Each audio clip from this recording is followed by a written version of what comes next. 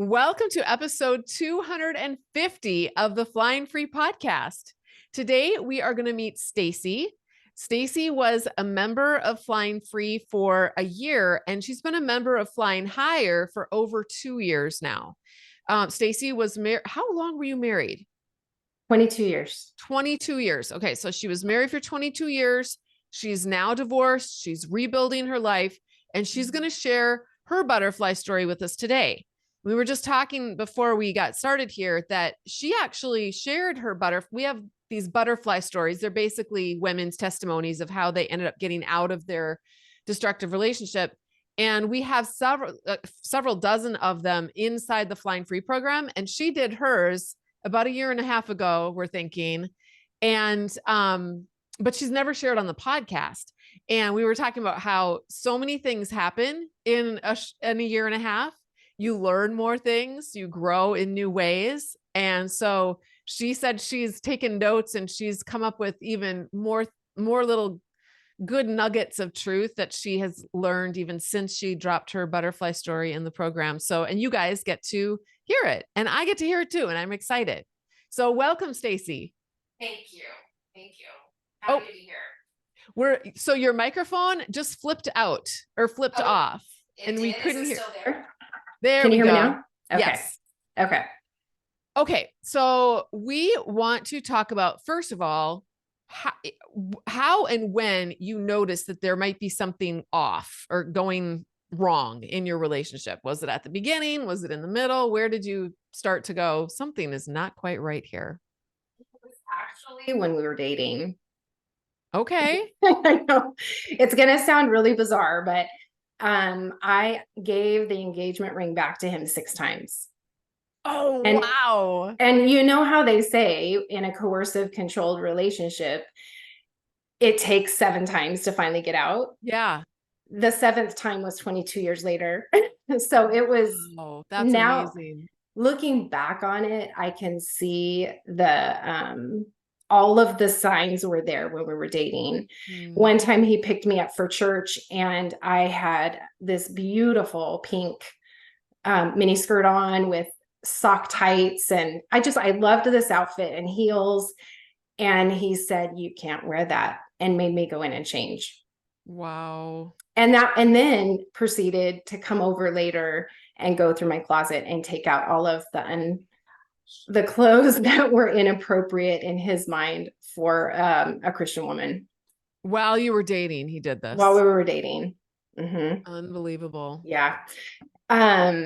He would criticize me and make jokes at my expense and tell me they were for my benefit, for my growth. He started early on separating me and my son. My son was probably 3 or 4 years old. And he would call me selfish or manipulate it so that my son would spend time with him.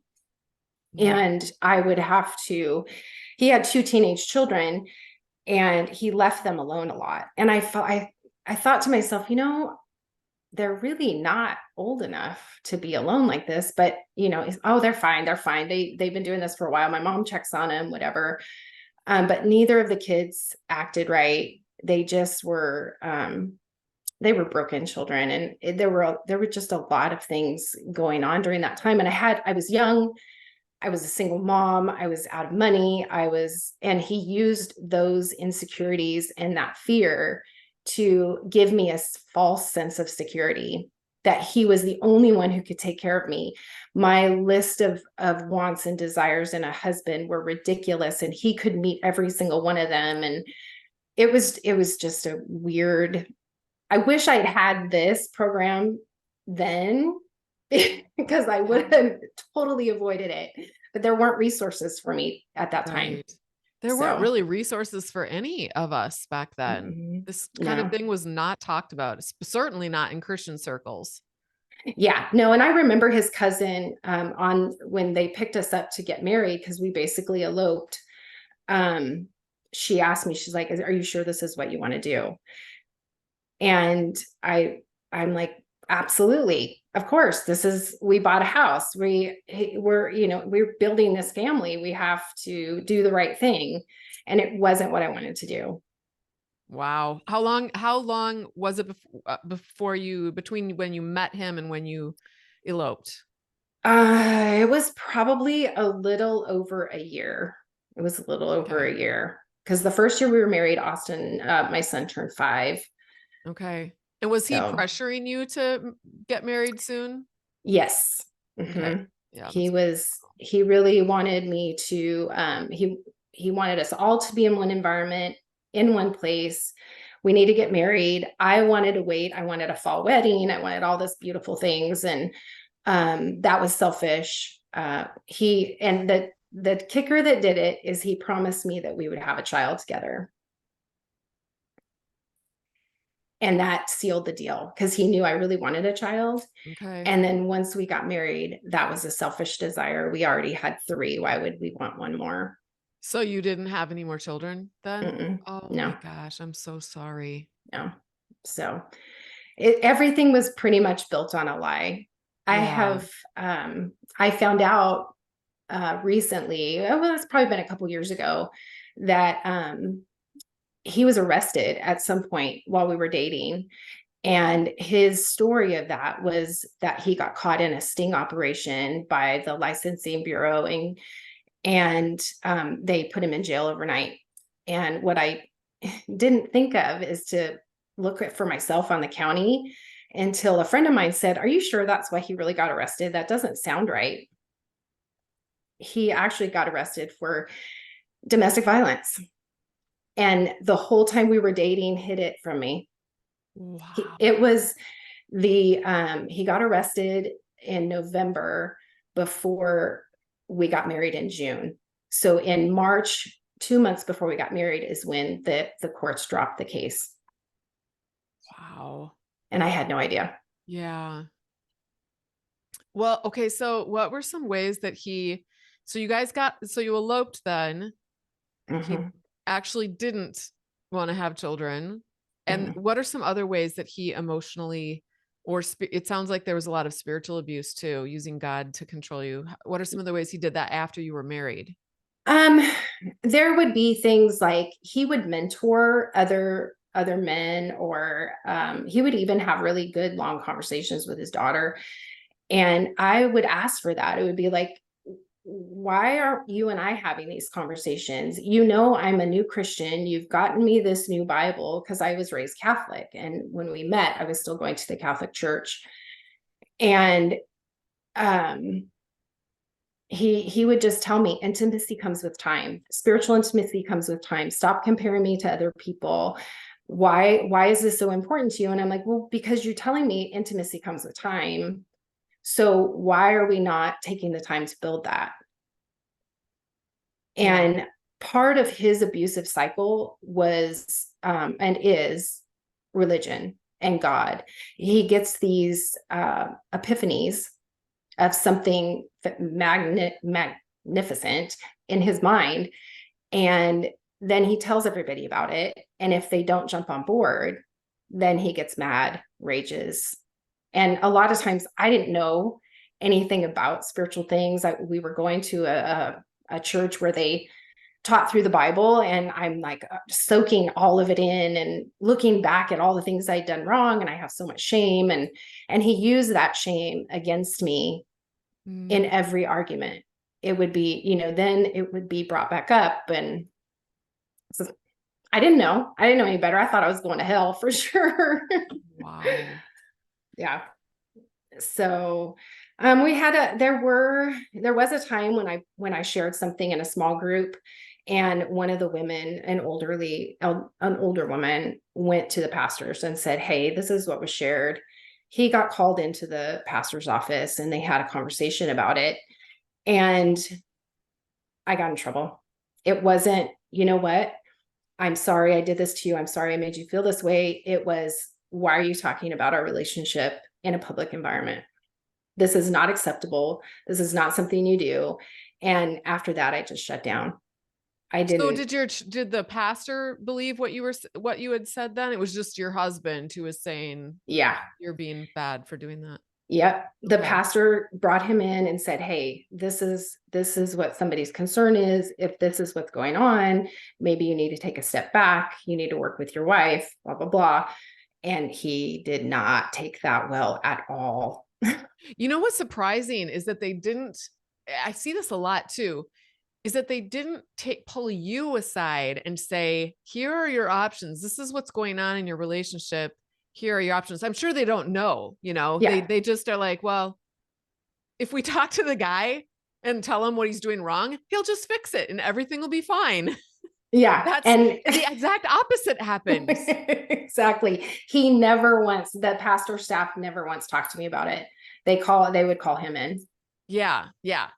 That's Yeah. not the way to do it. If anyone's listening to this, that's not the way to do it. Yeah, trying Yeah. to help the abuser is a lost cause, but the victims, they desperately need help. We need to be Yeah. helping the victims. Yeah. Yeah. We had there were two physical altercations in our first year. And one, I actually called one of the associate pastors of the church and asked him to come over. And he took the kids and took them home with him and left me in a place where I had just been physically attacked. Unbelievable. That is something that I'm still desensitizing a little bit with, Yeah. because, this person, since I've left, has told people I've walked away from God. I don't believe in Jesus anymore. And what a tragedy. And we need to pray for her and whatever, pray for me. That's great. But you don't know the story. And Yeah. you left me there. You left me alone Yes. with this person. Well, they abandoned you then, and Yeah. they've re-abandoned you all over again. Yeah. They ultimately have a completely different idea of what abuse is. Yeah. Yeah. It's insane. So, what kinds of things did you do then to try to fix the problem? And did anything work? I asked for counseling a lot. I would, because I really felt led to like make this work. This is, I've seen the good in this person. He does things for people that are wonderful and kind and whatever. I know that I've seen the good person in him. And so I would ask him to go to counseling. And I would be a better counselor than anybody else. And we even actually mentored young couples at one point. And I remember sitting there and I was thinking, he doesn't do these things for Yeah. us. Yeah. Yeah. What? And, I have since gone back and I've even contacted a couple of the women who I really feel like I screwed up, in my advice to them, knowing what I know now. And I just apologized for not hearing them and not seeing them, because I felt led to do that. I wasn't apologizing for him. I was apologizing for my behavior and not hearing and seeing them. Well, I'm sure that was powerful. I mean, we all have to, because we were immersed in that kind of thinking. Yeah. It impacted our lives. And of course, that's going to naturally dribble out into everybody around us. Yeah. I knew a couple, almost the same thing, where they were very actively mentoring young couples, like especially the newly marrieds, or like helping couples get ready to get married. And on the back end, he was physically beating his wife and his children. That's And they did that for several years. It's just insane what ends up coming out on the yeah. back end. And just the only reason I think that's important to draw out is because we kind of tend to think that if people are in positions like that in churches, Mhm. whether they're paid staff or just volunteers, we give them credibility automatically because they're Right. doing this important work, or they're teaching Sunday school, or they're, an elder on the elder board or whatever. That Right. doesn't mean anything. It Mm-mm. means nothing to what their character is.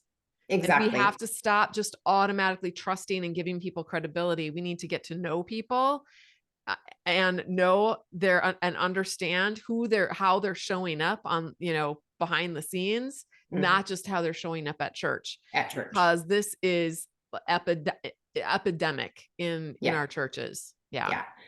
I did end up going to counseling on my own twice. Okay. One, I really was on the verge of leaving, and I didn't want to do that. So I went to somebody in the church and I said, hey, do you know anybody who's a Christian counselor? And I'll talk to my doctor about it. And they said, absolutely. Here's this great person. She was great, but I wasn't honest with her. I was trying to deal with my issue of not walking out the door. I wasn't telling her what was happening. I was paying somebody to be my friend Okay. and just talking about the day-to-day life. And then later on, it was probably about 3 or 4 years before I left, I had an incident with my mom and I got really angry, and I thought, this anger is not healthy for me. I need to get help for that. And she called it out. She said, are you sure this marriage is even, you guys are even in it anymore? Or are you sure it's not over? And I just wasn't ready to face it then. I wasn't ready to face what was happening. So it was I stopped going to her because it wasn't the time. Yeah. I thought I was the problem. I didn't, because you blame yourself, you normalize what's Yeah. happening. And I really felt like it was me. Yeah. So what, and was that a Christian counselor too? The second one? No. Okay. I just found somebody who was older, who had I spent hours looking online at people's faces and trying to find somebody. Yeah. I've done that too. Let me look at their eyes and see if they're trustworthy by looking at how they're smiling or because what else do you have to go by, Right. That's and then so they look funny. nothing like that in person. And you're like, okay. Right. They're just a crank in person. Yeah. Like really good online. And sometimes the people who look cranky online end up being just amazing people in person. Yeah. So Yeah.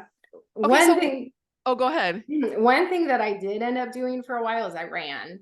Like I just started running races because I could have conversations in my head. The music would be flowing in my ears. I could get it all out and not have to actually deal with what the reality of it.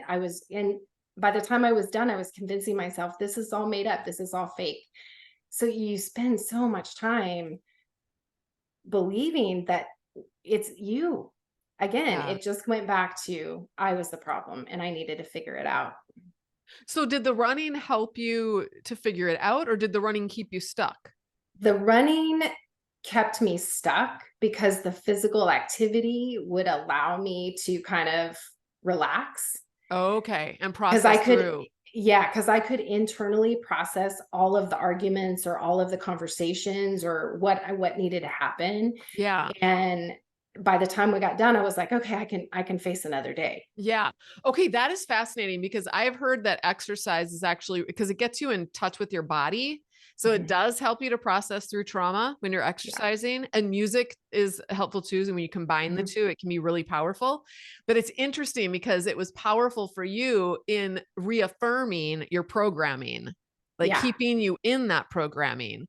But it's also, just for people who are listening, it's also good when you're reprogramming. So if you're trying to shed old programming and, add new, open your mind to new ideas and new ways of thinking about things and new ways of problem solving, it can actually help you with wiring in that way too. So but I've never actually heard about it like going the other way, or that you could actually use it to stay stuck. I wasn't a big exerciser. I still am not, but I did when I was getting out, I was exercising, and it helped me with the depression. Actually, it helped me stay just a little bit ahead of that dark depression monster that was chasing me down all the time. Yeah. I can see that because I've done that too. Yeah. Since getting out, and then I had to take a little break for health reasons, but yeah, that's the problem with exercising too. I feel like you get in the groove and then you get sick or you get an injury or something, and then it's like now you have to get back in the groove again after you heal and stuff. It's hard.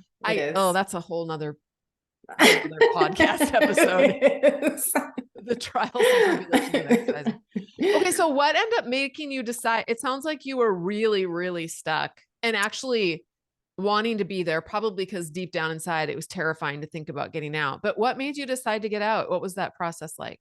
So in the whole process of the 22 years, there was probably this dual battle going on of how do I get out and how do I stay?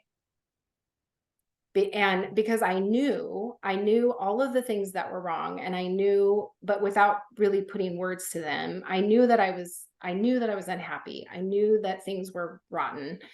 It wasn't until one, I was worried about losing my son.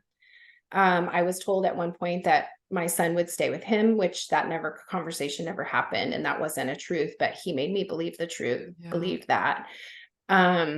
So when the kids were all gone, everybody's doing their own thing, COVID hits. Somebody breaks my glass house. I had someone have the courage to call me out and on my behavior. And I had to take responsibility for that. And I had to take a really good long look at what was happening. And I spent a lot of time crying. I spent a lot of time processing, internalizing. And I realized I needed help. So I started researching, the first thing that comes up when you type in certain behaviors is narcissist. And I was like, okay, what is that? And and the list of things completely, he nailed every single one of them. I'm like, okay, now I'm really in trouble. I really need to find a counselor now. But I knew that I started to want to live again, because before that, I sunk. The monster got me, and I was like, you know what? I may as well just die. Yeah. Because that's the only way out where I'm going to be accepted by God and then maybe even not, because depending on who you talk to about that. Yes. And I just slowly started making progress. And my boss started seeing things on camera during meetings, staff meetings and stuff. He would be behind me, like lurking in the shadows behind me, and he would say things, and she just picked up on a lot of it. And so she reached out to me privately and said, what's going on? And I said, here's what's happening. I have an appointment with a counselor. I've been trying to get an advocate. There's none available in our county. And so she helped me create a file, and we called it the pickle file. And we started putting everything that I was going to need in the pickle file, and was hidden on my work computer, so he didn't have access to it. And we just started. I started telling people the truth. I started letting my family know what was happening, and building my support group. And until Why I was it could called a pickle file? Just curiously. just because, well, I work in food. Okay. So it was like, okay, if we've got to name it something that is food related. So we called the That won't raise any suspicion. no. It still looks like work. Yeah. Yeah. But it housed all my stuff, and we would save things looking crazy names. So it was like, the pickle cutting, sweet pickle cutting, dill pickle cutting, and it was That is hilarious. yeah. So it was that was entertaining. But and I planned for a year. I planned for a year to get everything in order. And unfortunately, one of his friends told him, I can't spend time with you anymore. And he flipped out and started destroying property. I spent 2 weeks watching him destroy property in the backyard while I was working. And my counselor at the time said, it's time for you to get out. You need to leave right Wow. now. I'm afraid for your safety. So I met with my support group, and we came up with a plan. She had my dogs, and my sister came, and we loaded everything up in our 2 cars that I could take, and I went and lived with her. Wow. Thank So goodness for sisters. yes. Who care? Who care? Right. Exactly. Right. Yeah. So what was the hardest thing about getting out? And also tell us what it was the most transformative thing for you. The hardest thing was the initial, because in my mind, I knew I can never go back. I need to cut off contact, and I'm never going to go back to that.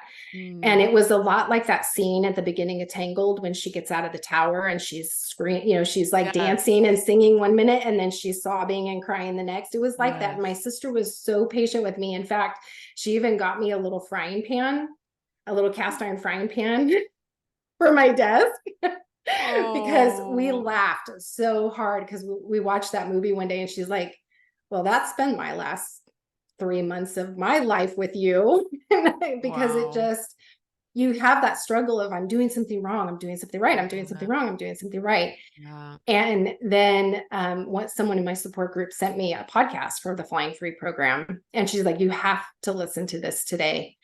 And I reached out to you, I think, on Messenger and said, hey, when's this opening up again? And I just started soaking it up. That was what I needed, but I think God used the timing for what he wanted it to be, because the way the program is structured, it really does hit where you are in the healing process if you're doing the work and you're putting the time in. And the little bits at the beginning were so helpful because my brain was so overwhelmed. And it's doable in those little bite-sized pieces. Good. I'm glad. Yeah. Mhm. I know some people come in and they do, it is, there's a lot, but if Yeah. you just take it slow and you just do the one little step at a time, Yeah. it is Yeah. designed to just feed you like a little baby bird, Yeah. You're so little. And Yeah. just that little bit. And then there's so much about it besides that, like all of the resources that are in the program. I was able to read scripture again. I was able to take a look at the Exodus story in a way that wasn't, someone taught me how to do that, where it wasn't, it just what mirrors what God's heart is for us. And um you have Bob Hampton there, who is a pastor, and that's the first male pastor I've been able to listen to and really follow. And there's so many tools in there that are available when you're ready for it. Hmm. Okay. So what is one piece of advice that you would give to women who are thinking about getting out? If you could tell Oh, me. I so I have two points that I put in my notes, but be patient with yourself. Hmm. Every day is going to look different. You're going to find that old habits are easy and building new ones is hard. But every day is a new day. And if you just take one day at a time, don't judge yourself too harshly, Mm. and lean on the people around you. The people that know are going to be there, and Yeah.